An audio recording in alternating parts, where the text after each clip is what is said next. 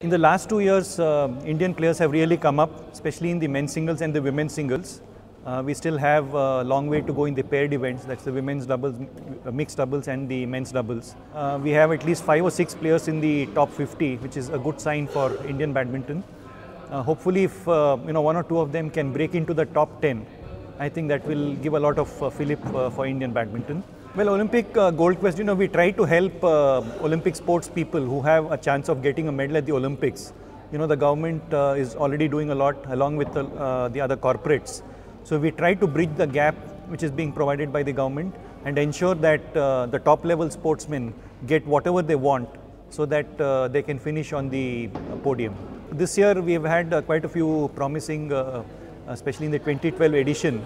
Some of the Chinese Taipei players have been good, some of the Indonesian players.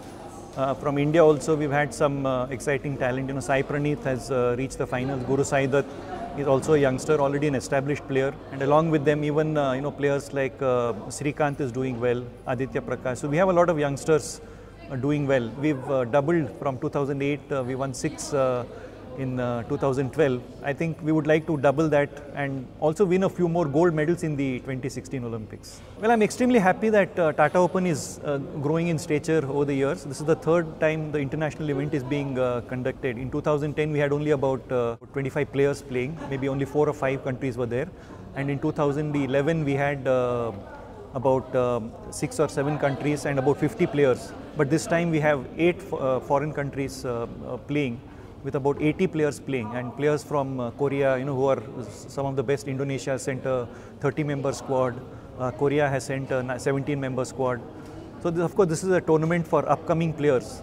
But the very fact that without spending any additional amount, we are getting the best of the youngsters, and the number of foreign participants has grown 4-fold in the last 3 years, shows that this tournament is gaining in popularity.